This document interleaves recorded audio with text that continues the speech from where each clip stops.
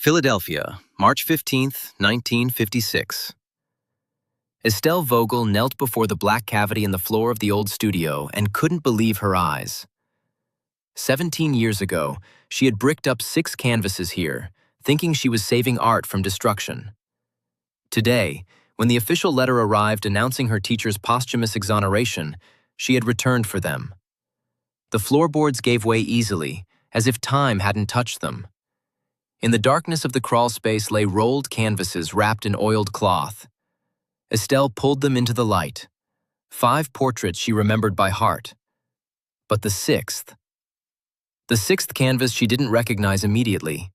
A portrait of a man about 25 years old in a dark suit with an FBI badge pinned to his lapel. The face was painted with frightening precision. High forehead, thin lips, cold gray eyes. And she knew that face. She had seen it yesterday in the newspaper. Elwood Percival Whitmore, Deputy Director of the Pennsylvania Arts Commission, decorated for his outstanding contribution to American cultural achievement. The man who 17 years ago had helped arrest her teacher.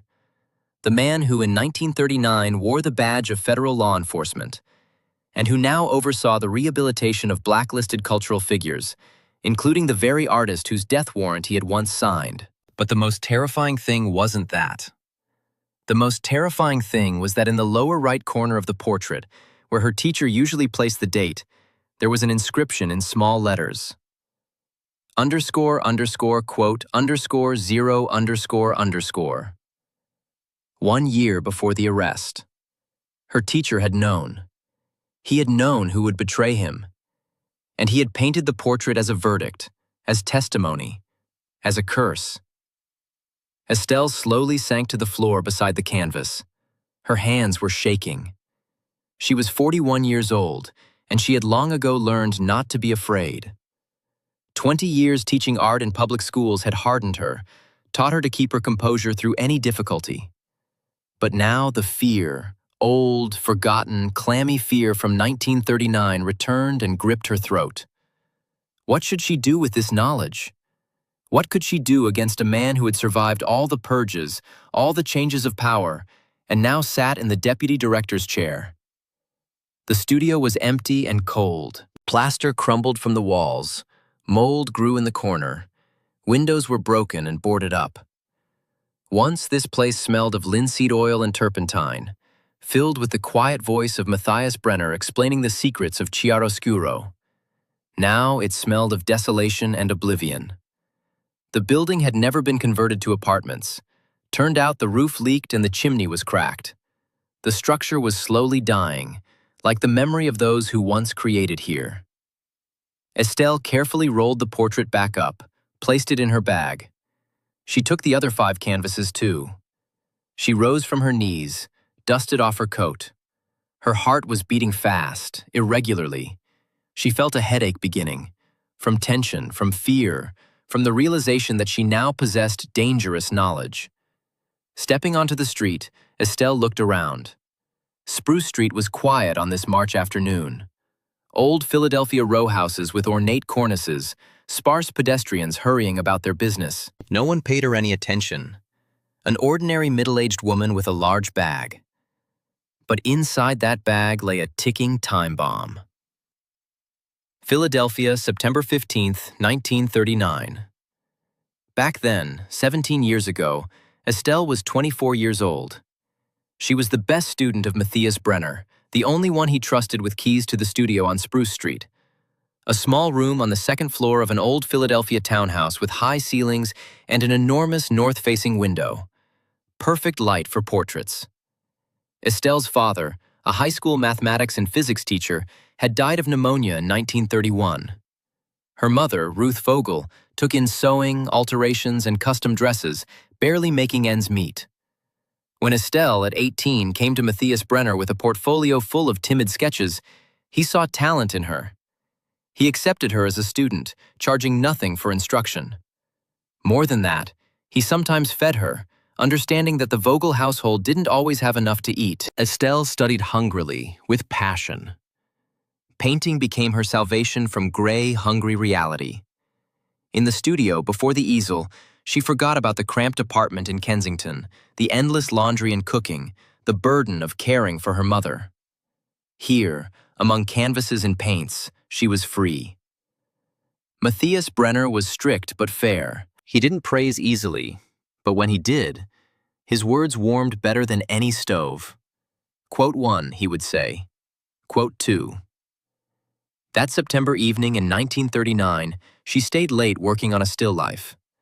Apples on a white tablecloth, a copper pitcher, shadow from the window. She had been struggling with this work for 3 days, trying to capture the particular glow of Pennsylvania autumn apples, that internal amber luminosity. Matthias had gone home before sunset, promising to return in the morning to view her work. He was ill, coughing more frequently, visibly losing weight. Doctors spoke of tuberculosis, but there was no money for treatment, and medicine was scarce. The door knocked at 10:30 in the evening. 3 raps, short, authoritative. Not how friends or students knock. That's how people knock who don't need permission to enter. Estelle opened it, thinking her teacher had returned, having forgotten something important. On the threshold stood 2 men in suits and 1 in uniform. Cold faces, indifferent eyes. Faces of people for whom arrest was routine work, like butchery for a slaughterhouse worker. She nodded, unable to force words out. Her throat constricted, her mouth went dry. She knew what such a visit meant. Everyone knew. In recent months, people had been disappearing. Professors, artists, writers, musicians. The old immigrant intelligentsia was vanishing into oblivion, leaving behind only frightened families and empty apartments. They entered without waiting for invitation, began stacking canvases into wooden crates. They worked silently, methodically, like warehouse loaders. To them, these weren't works of art, not results of years of labor, not fragments of human soul frozen in paint. To them, these were evidence in the case of an enemy of America. Estelle stood against the wall, hands pressed to her chest, watching as her teacher's life was destroyed. She wanted to scream, throw herself at them, tear the canvases from their hands. But she knew. One wrong move, one careless word, and they would arrest her too. And then who would care for her mother? One of them, the senior agent, with a meaty face and small slit-like eyes, examined a portrait of a young woman with a child. He smirked. Quote 5. He threw the canvas into the crate, not caring that the paint might crack. But then one of them, the younger one, stepped away to smoke by the window. The senior agent went into the hallway to speak with someone. The uniformed man remained but stood with his back turned, examining something in a notebook. And Estelle saw her chance. In the far corner of the studio, behind an old oak cabinet, there was a hole in the floor. Matthias stored paints and solvents there, away from fire sources. The floorboard lifted easily. Beneath it was a space about 12 inches deep, lined with old bricks. Estelle quickly, barely breathing, grabbed 6 small canvases that lay separate from the others. These were works her teacher particularly valued. She rolled them as tightly as she could, trying not to damage the paint. Shoved them into the hole, then slid the floorboard back in place. Her heart was pounding so loudly she thought everyone could hear it. But no one paid her attention. When they were leaving, one of them, the older one, lingered in the doorway. He looked at Estelle with a long, appraising gaze. Underscore, underscore, quote, underscore, 6, underscore, underscore. The door slammed. Estelle heard the lock click, heard them seal the door. Heavy lead seals with the Federal Eagle. Breaking the seal meant prison time. She was left alone in the dark studio, which still smelled of linseed oil and turpentine, but now reeked of fear. She stood at the window looking at nighttime Philadelphia. Somewhere out there, in the basement cells of the Federal Building, sat Matthias Brenner. What were they doing to him? Beating him? Torturing him? Forcing him to confess to crimes he didn't commit? Estelle didn't know then that Matthias Brenner would last 7 months in detention, that in April 1940 he would die of pneumonia in his cell, medical care deliberately withheld, that his body would be buried in a pauper's grave on the outskirts of the city, along with dozens of other subversives, and that she would never again see his smile, never again hear his quiet voice explaining how to properly render the play of light on human skin. She didn't know that this was the last day of her youth, that from now on she would live with constant fear, looking over her shoulder, flinching at knocks on the door, that the next 17 years of her life would be devoted to survival, not to art. But that night she made herself a vow. She would preserve the canvases, at any cost. This would be her debt to her teacher, her way of saying, quote, 8 to the man who believed in her when no one else did. March 16th, 1956. Estelle hadn't slept all night. She sat in her small room in the boarding house on Fitzwater Street and stared at the portrait propped against the wall. Elwood Percival Whitmore looked at her from the canvas. Young, handsome, in his prime, in the suit and badge that back then inspired terror. The room was tiny, 10 feet long, 6 feet wide. A narrow iron bed, rickety table, one chair, a bookshelf. All her possessions. 20 years as a teacher hadn't brought wealth. Salary barely covered food and clothing. But Estelle didn't complain. She saw how others lived, saw tenements where 3 families crammed into 30 square feet, saw basements where people huddled in dampness and darkness. Compared to that, her room was paradise. She remembered. Elwood had also been a student of Matthias Brenner. He came to the studio in 1935, a tall, thin young man with burning eyes and a portfolio full of clumsy sketches. Propaganda posters in the socialist realism style, workers with hammers, farmers with scythes. The technique was weak, but energy radiated from every line. Matthias Brenner accepted him out of pity, or perhaps he saw something in him that Estelle didn't see. Elwood studied hungrily, fiercely. He wanted to become a great artist. He talked about new American art, about rejecting old European forms, about art serving the people. Matthias listened quietly, sometimes smiled into his beard, but didn't argue. Art doesn't serve ideology, he said. It serves truth, and everyone has their own truth. Their relationship was complicated from the start. Elwood respected Matthias as a master, but disagreed with his philosophy. "You're stuck in the past," he would say. "European romanticism is dead. We need art that speaks to the working man, that builds the new America." Matthias would respond calmly. "Art that serves politics isn't art, it's propaganda. And propaganda dies when politics change, but true art lives forever." They argued constantly. Sometimes these arguments turned heated, but Matthias never expelled Elwood from the studio. He believed everyone had the right to their own opinion, even if it was wrong. Estelle watched these arguments with interest.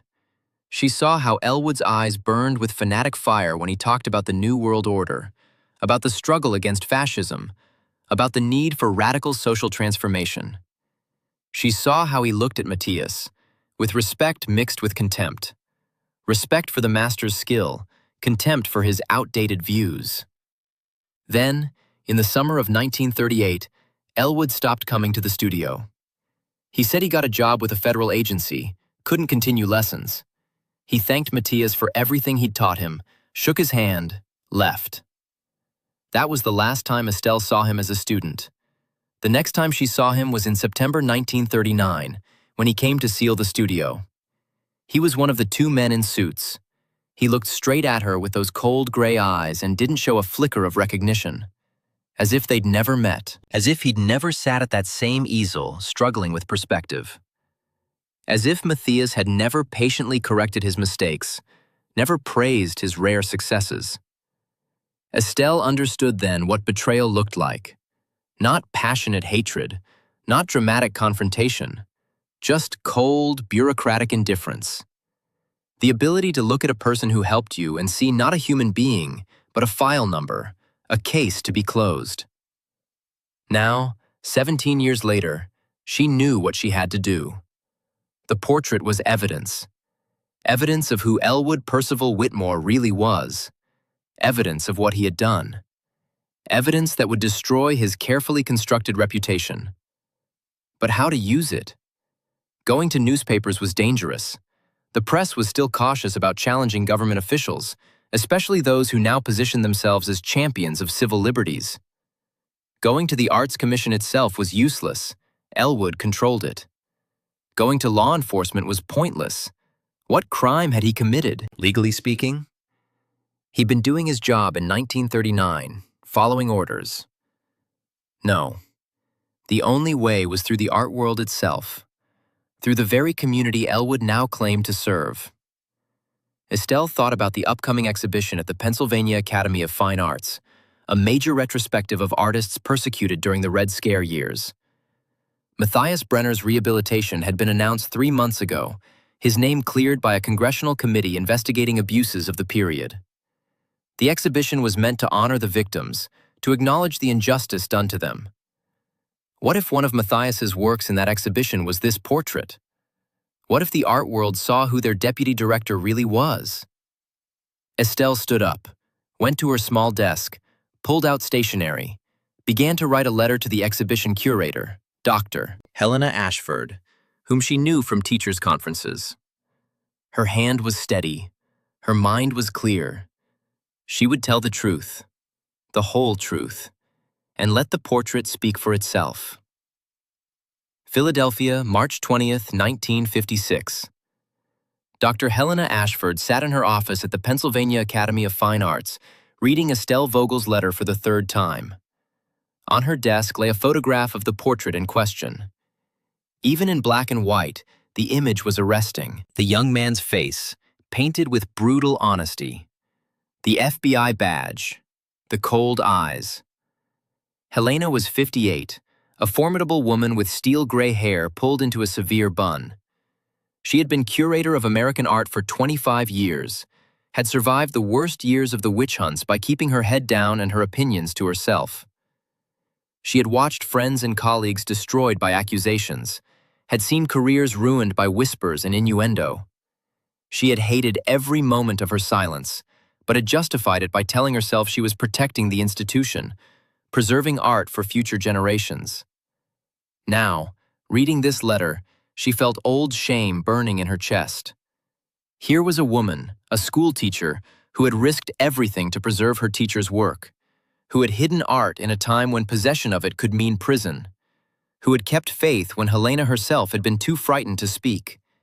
And now that same woman was asking her to do something brave, to include this portrait in the retrospective, to publicly identify Elwood Percival Whitmore as one of the persecutors. Helena picked up the phone, called her assistant. "Get me the board meeting minutes from the Arts Commission. Everything relating to Elwood Whitmore's appointment. And I want the files on the Brenner case from 1939 through 1940. Everything we have." Her assistant, a young man named Robert, hesitated. "Dr. Ashford, Mr. Whitmore is on our board of trustees. If we're investigating him—" "I'm not investigating anyone," Helena said crisply. "I'm doing due diligence on an artwork proposed for exhibition. That's my job. Get me the files." When Robert left, Helena sat back in her chair and looked out the window at Broad Street. Spring rain was falling, washing the city clean. She thought about Matthias Brenner, whom she had known slightly. A gentle man, a brilliant teacher, a painter of extraordinary sensitivity, dead at 55 in a prison cell, his crime being German-born and politically suspect. She thought about all the others like him, the musicians, writers, actors, teachers who had been crushed by the machinery of fear. How many lives destroyed? How many talents wasted? How much art lost forever? And she thought about Elwood Whitmore, who now sat on committees dedicated to healing and reconciliation, who gave speeches about the importance of artistic freedom, who accepted awards for his service to culture, all while his past remained hidden. Helena made her decision. The portrait would be in the exhibition. She would stake her career on it if necessary, because some truths needed to be told, regardless of the cost. She picked up the phone again. This time she called Estelle Vogel directly. March 25th, 1956. Estelle stood before the exhibition space at the Pennsylvania Academy of Fine Arts. The retrospective Voices Silenced, American Artists of the Red Scare was being installed. Workers carried crates. Curators arranged lighting. Labels were being printed. Dr. Ashford walked her through the gallery. "We'll place Brenner's work in the central hall," she said. 5 of his major portraits, including the one you brought to light. We've decided to feature your teacher prominently. His story is emblematic of what happened to so many others. Estelle looked at the walls, imagining them filled with Matthias's work. Work she had saved. Work that would finally be seen by the world. Helena said carefully, quote, 25. She indicated a spot directly across from the entrance. Quote, 26. Quote, 27, Estelle asked. Quote, 28. Helena smiled thinly. Quote, 29. Estelle felt a surge of gratitude so intense it brought tears to her eyes. Helena put a hand on her arm. They stood together in the empty gallery, 2 women of different generations, both carrying the weight of the past. Outside, Philadelphia bustled with its daily life, unaware that in this building, a reckoning was being prepared. April 2nd, 1956. Elwood Percival Whitmore sat in his office at the Pennsylvania Arts Commission, reading the exhibition catalog with mounting fury. His hands were shaking. The photograph of the portrait was there, in black and white, on page 15, and beneath it, the description that would destroy him. Elwood threw the catalog across the room. It hit the wall, pages fluttering. His secretary, hearing the noise, knocked timidly. He shouted. The secretary fled. Elwood stood and paced his office like a caged animal. How had this happened? He had been so careful. He had buried his past so thoroughly. When he left the bureau in 1947, his records were sealed. When he entered the arts administration world, he presented himself as a reformed man, someone who had seen the error of his ways and now devoted himself to making amends. And it had worked. People believed him. They gave him positions of authority. They trusted him with the rehabilitation of the very people he had helped persecute. The irony was delicious, he had thought. Who better to manage redemption than someone who understood the system from the inside? But now this goddamned portrait, painted by a man who had been dead for 16 years, a man whose last words, according to the prison medical report, had been a prayer in German. A man Elwood had personally interrogated, whose papers he had personally sealed, whose arrest warrant he had personally delivered. He remembered Matthias Brenner vividly, the way the old man had looked at him during the interrogation, not with fear, not with anger, but with profound sadness. As if he pitied Elwood more than he feared him. Brenner had said quietly in that interrogation room. Elwood had slapped him then, hard across the face. Brenner had touched his bleeding lip, looked at the blood on his fingers. He had said. Elwood had laughed. But Brenner's words had proven prophetic. Elwood did remember. He remembered in the middle of the night when sleep wouldn't come. He remembered when he looked in the mirror and saw himself aging. He remembered when he gave speeches about reconciliation and saw the faces of the victims in the audience. And now this portrait would make sure everyone else remembered too. He picked up the phone, called his lawyer.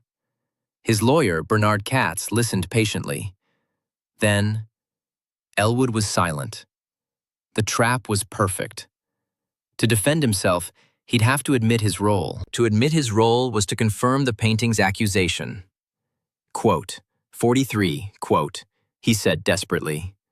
Quote, 44, quote, Bernard said flatly. Quote, 45, quote.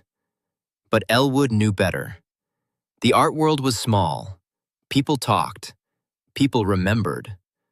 Already he could imagine the whispers starting, the invitations drying up, the cold shoulders at receptions.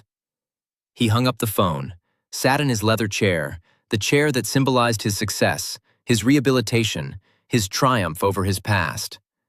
and he felt it all slipping away. April 15th, 1956, opening night. The Pennsylvania Academy of Fine Arts was packed.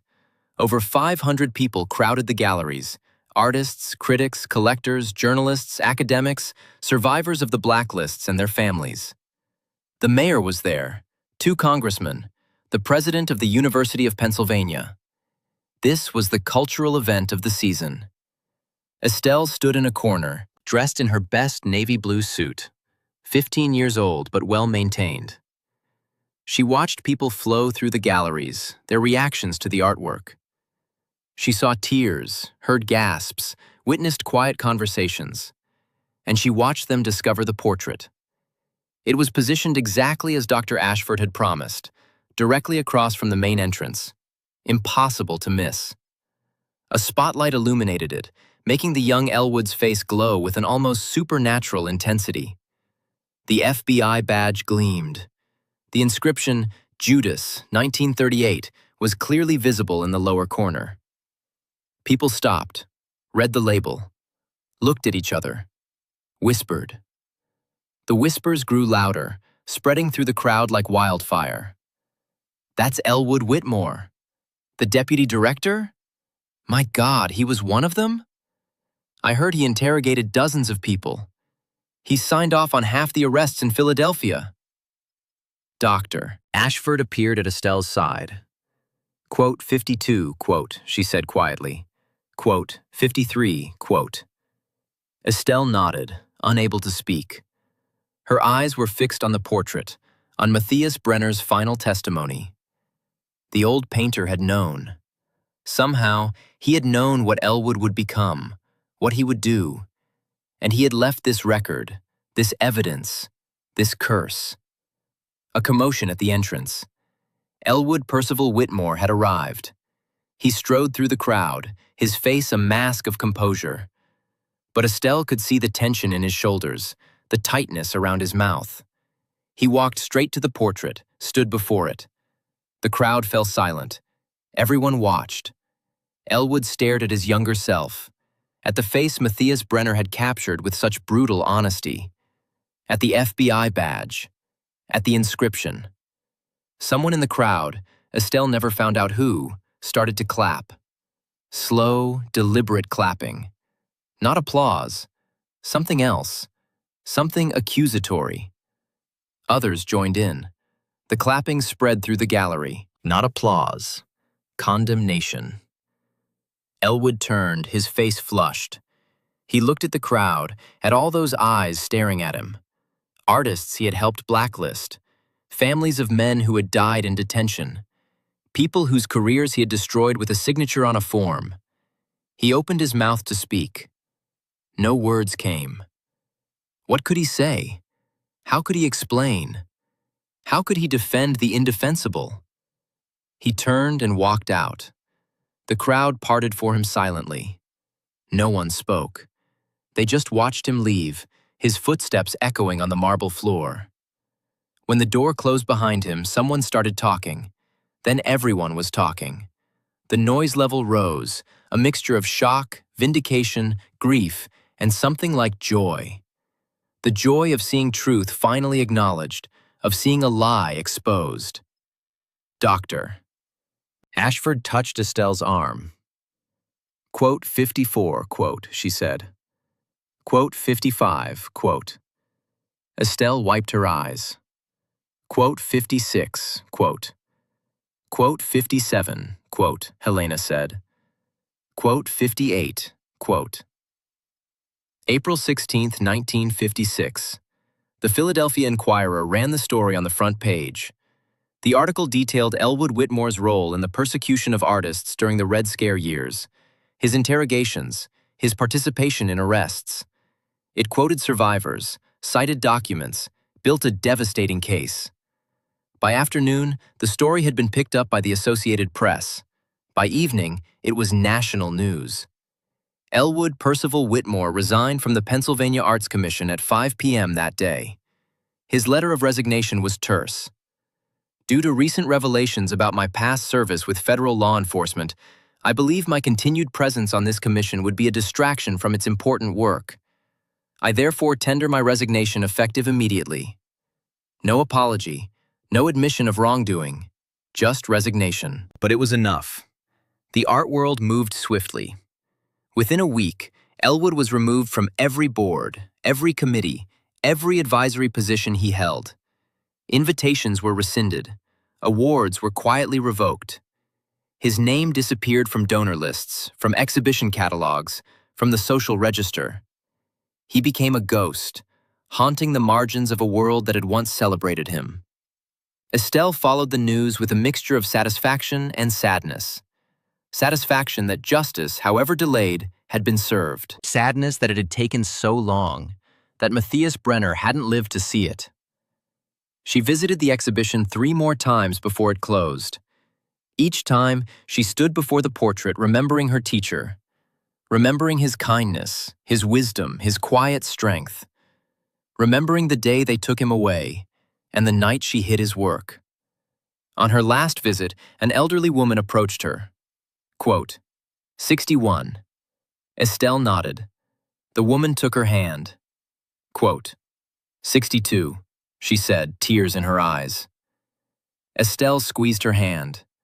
The woman said, Philadelphia, May 1st, 1956. Labor Day Parade. Red, white, and blue bunting, American flags, brass bands playing patriotic marches. People marched down Broad Street carrying signs. Quote, 67. Quote, 68. Quote, 69. Estelle marched too, with the teachers' union from her school. She walked and smiled at colleagues, waved her small flag, an ordinary school teacher in a Labor Day parade. But inside, she felt celebration. Her own personal, secret celebration. She thought about Matthias Brenner.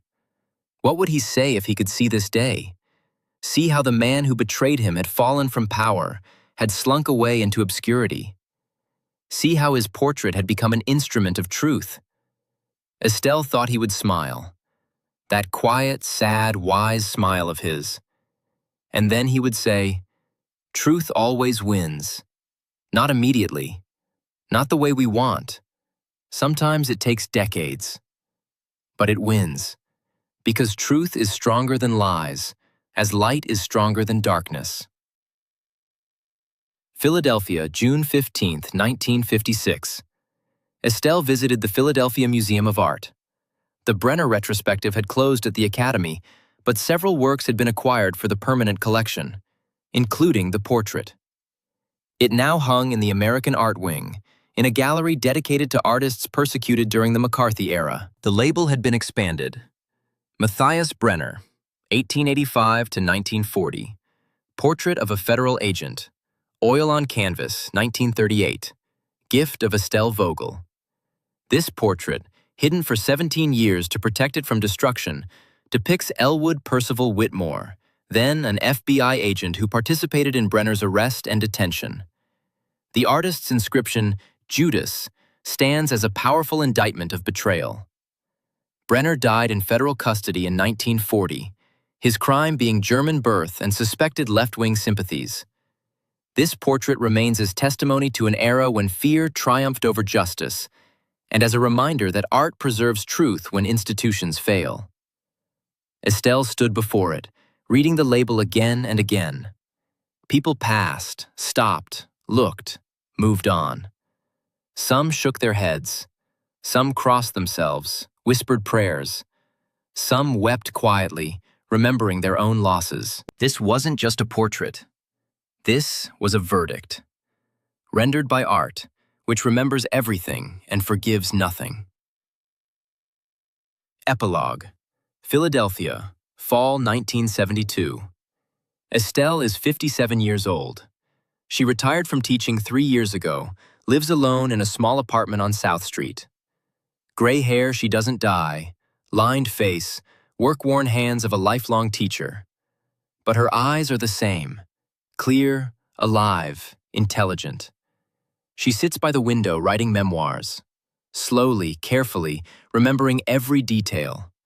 Writing by hand in a thick notebook, neat and even script, about Matthias Brenner, about his life, his art, his students, his death, about what kind of man he was, wise, kind, talented, about Elwood Percival Whitmore, who betrayed his teacher and many others, about how he built a career on the blood of innocence, about how he died 2 years ago alone from cirrhosis, died in oblivion, a broken alcoholic, abandoned even by those who once feared him. Even his wife left, unable to bear his drinking and night terrors.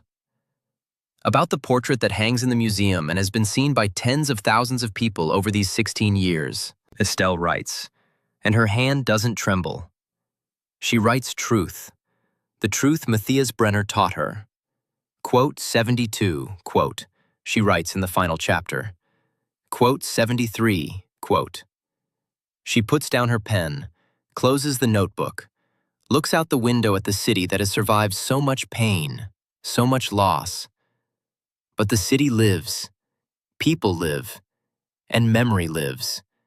And the portrait hangs on the museum wall, reminding every visitor, every choice has consequences. Every betrayal leaves a mark. Every lie is eventually exposed. And art, true art, remembers everything, forever. The painting continues to draw crowds, decades after the events it depicts.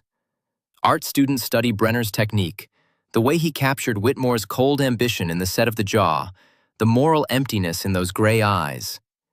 Historians use it to illustrate the era, pointing to it as evidence of how artists documented their own persecution. Survivors of the blacklists bring their children, then grandchildren, saying, quote 74. Estelle finishes her memoir in November 1972. She types the manuscript herself on an old Underwood typewriter, working late into the evenings.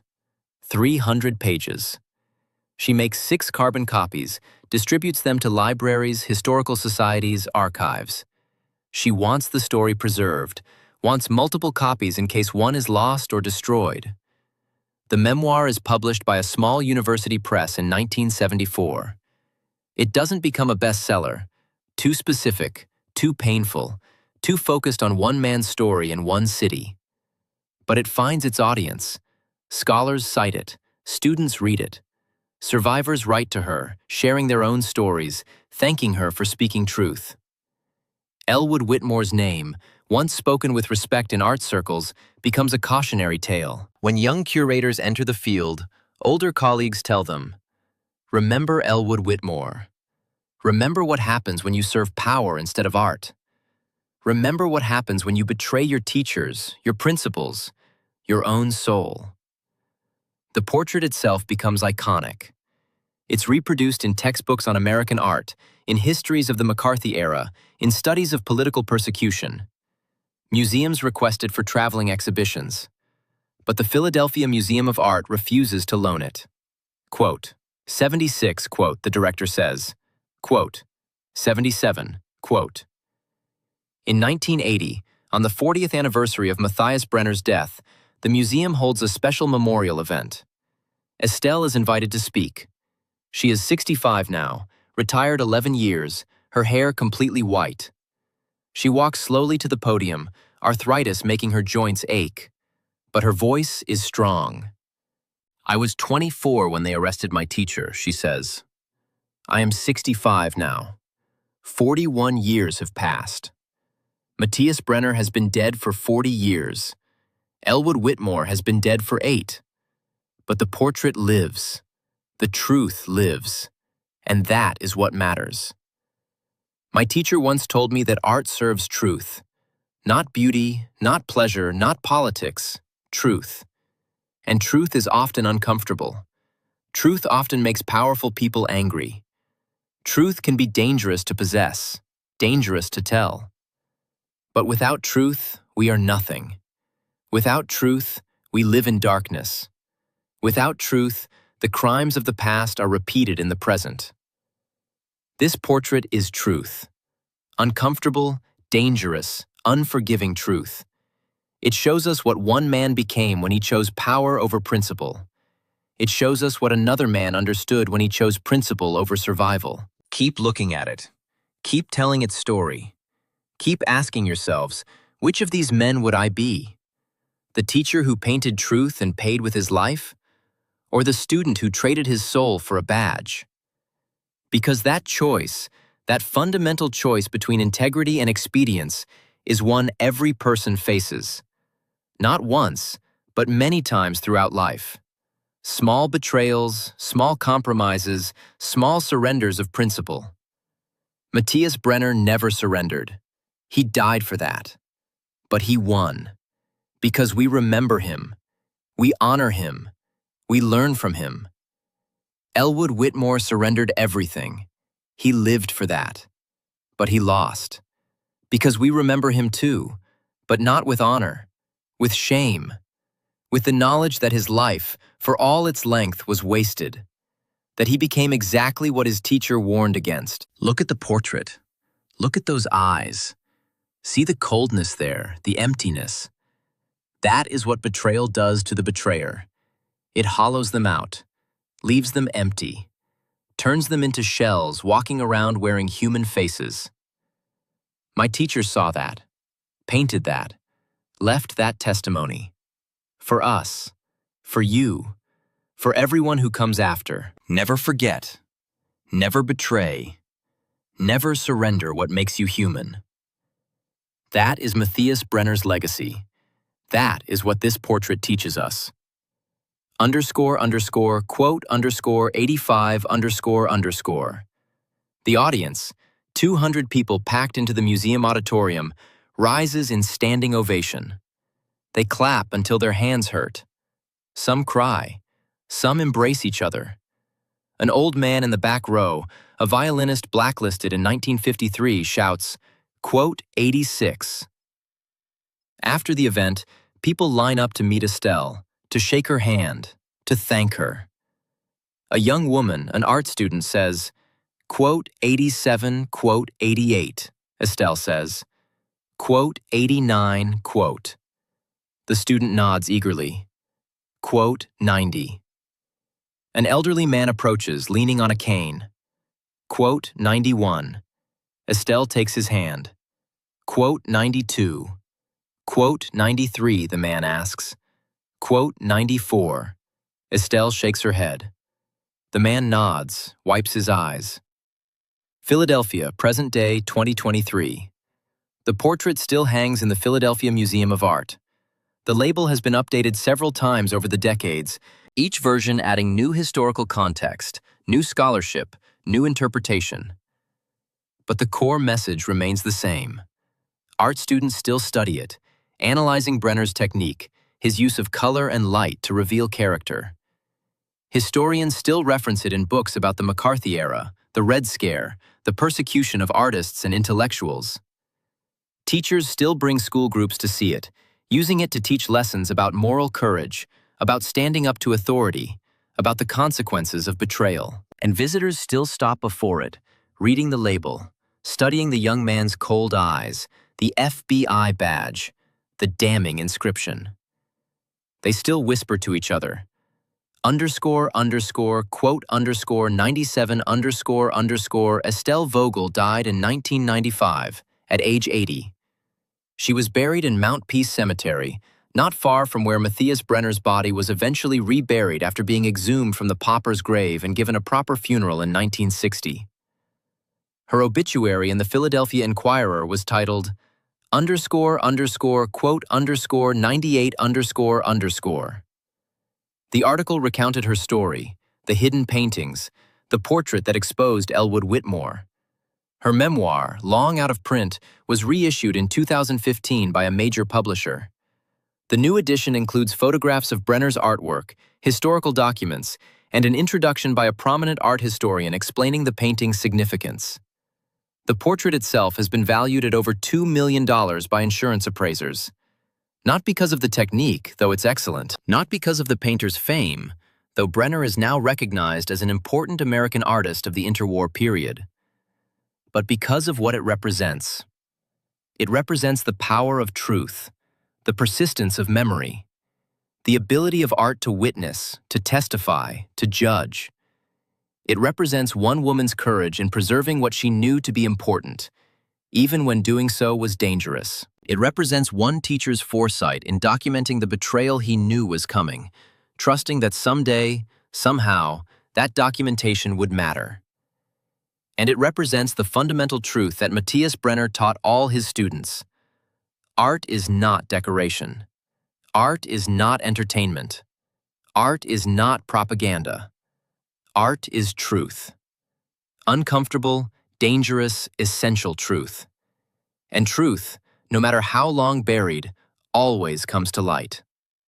Always. The portrait hangs there still, in Gallery 247 of the Philadelphia Museum of Art, lit by carefully calibrated spotlights that bring out the subtlety of Brenner's brushwork, the psychological depth of his characterization. Young Elwood Percival Whitmore stares out from the canvas, forever 25, forever wearing that badge, forever marked with his teacher's judgment. Judas.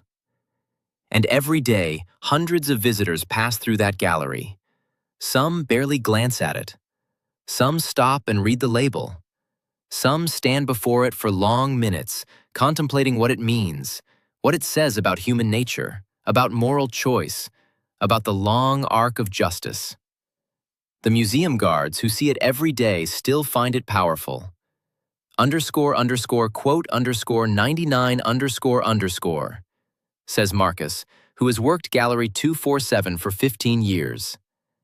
__quote _100 __. Because that's the question the portrait asks every viewer. Not, what did these men do? But, what would you do? If you were the teacher, knowing betrayal was coming, would you have the courage to document it? If you were the student, tempted by power and prestige, would you have the strength to refuse? Those are uncomfortable questions.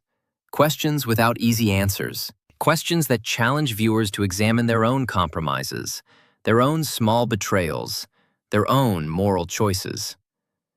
And that, perhaps, is the portrait's greatest power. Not that it exposed Elwood Whitmore, though it did.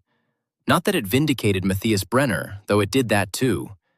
But that it continues, decades after the deaths of everyone involved, to ask those questions. To make people think. To make people remember. To ensure that the price of betrayal and the value of integrity are never forgotten. The paint on the canvas is cracking slightly now, despite climate control and conservation efforts. The museum's conservators monitor it closely, touch it up when necessary, work to preserve it for future generations. Because they understand, this isn't just a painting. It's a witness. It's evidence. It's a voice from the past speaking to the present and the future, saying, remember what happened here. Remember what people did to each other. Remember what choices were made. Remember what those choices cost. And when you face your own choices, your own moments of testing, remember, choose truth, choose integrity, choose courage. Because betrayal may offer immediate rewards, but it exacts a price that compounds over time until the debt can never be repaid. The portrait knows, it remembers, it testifies, and it will continue to do so as long as the canvas endures, as long as the museum stands, as long as people come to look and learn and remember. Forever.